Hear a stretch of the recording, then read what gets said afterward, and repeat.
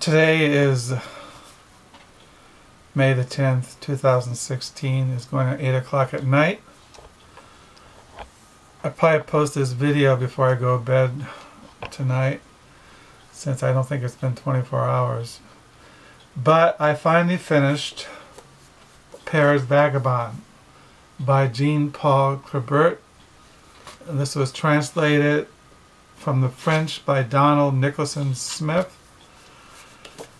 I finished it. I don't know how long it took me to read that thing. Like I said, for one thing, I don't, if you watch my videos, I read a lot, and I don't always finish what I read. So if I finish something, it means that I really enjoyed reading it. And I've said several times in my recent videos that I've really enjoyed Paris Vagabond, and it's been a learning experience. I've learned a lot, so much that my head is just splitting. And I don't know how to give a book review about the book. I mean, how to summarize all that is going through my mind, or has gone through my mind the last couple of months I've been reading the book. Some of my thoughts you can read in my online diary, Crookedfingers and Life Journal, or you can just read the book. I highly recommend the book. I really enjoyed it. It's probably one of the top books of the year thus far that I've read. And that's saying a lot for me, because it takes a lot for me to recommend a book. I don't usually recommend books. But I do recommend Paris Vagabond. But what I would do is, I thought I would read from a review, summarize. I'm not going to read the whole review, but just certain things here. Well, I also thought that, I don't know if I want to read the review. I'm not really good at reading. But what is Paris Vagabond about? Well, it was written after the Second World War. It covers a time in Paris around the late 1940s, 1948. And Jean-Paul Crabert, he lived among the people who lived on the streets. He lived among rag pickers. He lived among prostitutes, drunkards, bums, criminals, just all kinds of people. The underworld, the world that is not the bourgeoisie, the world that no one really, tourists don't see in Paris. He basically lived on the streets. He survived by all kinds of ways. He had short-term jobs. And remember, this is right after the war, and so Paris is still recovering from the Second World War, and the economy is not that great, and life is really hard for a lot of people. A lot of people were displaced. People lived in shacks, they lived on the streets, they lived in horrible conditions. But what's kind of interesting in Paris Vagabond, he doesn't make value judgments. He just describes what he sees. And what he did, how the book came about, Paris Vagabond, is that when he was living among these people, Jean-Paul, he would write down on little pieces of paper what he saw, what he would write on napkins, or he would write on anything he could find, different things, and then he put it in a big plastic bag. Like it says here in one of the reviews, Crabert drew out of these scraps of paper one by one at random the shape of his text, thus determined by a veritable Dada chance operation. End of quote. The book was meant to be as impromptu and unpredictable as the life its author had been leading. So he gathers all this material and he puts it into a book. And if you look at the book, it's like little fragments or little pictures, little impressionistic paintings. And throughout the book, there's all these photographs of Paris at that time, of how the people looked. It just, there's all kinds of photos throughout the text that shows the people and what he, and so he lived among these people. He lived on the streets. So he writes about it, and and there's all these stories and all of these. It's like he would go into what we would call a bar, and he would just talk to the people, and people would talk to him, and he would listen. Where he would meet people, and he'd write down about their lives, and then he would put it on a piece of paper, and then sometime in the 50s, I think the book was written in 52, put together, it was published. And that's what I like about the book. I mean, I want to give you an example. One of the last things I read was this part here. This is right towards the end of the book. This is chapter, this is section 6:5. He says, and I can't pronounce things in French, so you're going to have to forgive me. He says, he writes here, in the Rue du Château de Reners, just by the Nicolas Flamel Center, is a municipal fumigation center, which is the workplace of Martinez, a tough guy who can put up with anything, including the immediate downing of a liter of wine that earned him his nickname.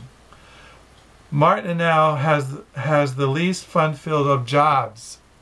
He warns me, and this is what makes me turn him down, that it will nauseate me and put me in urgent need of cleansing my stomach with a good dose of dry white wine, because according to him, and I am inclined to take his word for it, it is truly unappetizing, and you need to have a cast iron constitution and call frequently on Dutch courage, because habitation and insensitivity come only after long years of experience, something to which most workers are unwilling to subject themselves, preferring to sacrifice their pension and go and look elsewhere. Being close to two shelters and run by the city of Paris, this laundry is responsible for cleaning the clothes of the homeless, and every evening, as soon as a cohort of derelicts has been mustered in an observation altar room, they are asked to strip naked and hose down with crestal disinfectant, after which the fumigators come with wooden pitchforks to pile the men's clobbered up like manure before tossing into steamers of treatment out of sight but not beyond the sense of smell, which takes a big hit, for the tattered garments are rife with piss, vomit, and like minor accidents with which dozens of habitual winos have soiled them. And even when they have been removed from the tubs, the operation is far from complete, because the rags are steam-soaked, twisted, rumbled, and tangled up, and must be sorted, identified by function, and wrung out before being hung up to dry on frames. For my part, all I know of shelters is the aspect familiar to the boarders, and whatever my instigators, people who question you, may think, I would rather remain in ignorance of the aspect familiar to the staff. But Martinez has more than this to tell, because he also adds variety to the joys of his profession by performing home disinfections, meaning that he fumigates the dwellings of the sick and dead in the neighborhood, and so great is his experience in this regard that he claims to know from the moment he enters a room whether a stiff is a victim of cancer, tuberculosis, syphilis, or some other disease. And this is on the sole basis of the smell impregnating the walls, none of which, however, is especially surprising. Close acquaintanceship with someone who works at the Tammy Travaine funeral directors is all that is required to learn in intimate detail just how corpses are washed and their strategic orifices stoppered. But what fascinates me in Martineau's stories was his description of certain lodgings that he had been obliged to enter, generally those of old men and women who had died in a state of incredible physical deprivation, amid surroundings of hellish darkness, fetor, and terror, not to mention those of suicides, their ends becoming apparent long after the fact by virtue of telltale odors escaping from beneath their doors, as for instance in the case of a beautiful young woman asphyxiated 3 weeks previously, whose rear end was swarming with worms of various girths. So throughout this book you have all these descriptions of these kinds of lives that people live, people who are just live on the streets and who just survive hand to mouth. And I like the way he writes. His descriptions are so straightforward, and he doesn't romanticize them. It's like almost like reporting, like looking at a documentary or looking at a scene, and he's really good. I could read so many of these from this book. There's so many that are so great that that's why it took me so long to read it, because I would read a section, maybe some were just a page or 2 or 3 pages, and I had to just sit there thinking about it and pondering it, and just kind of and some would make me laugh and some would move me in a different emotion, not sadness, but just seeing how people lived, and how it's almost like how heroic, how these people are like heroes, that they're able just to survive in the midst of all these difficulties. So yeah, so I really enjoyed the book, and I highly recommend it, and so that's what I wanted to share about the book. And I know this review is kind of sloppy, but that's all I can think of to say.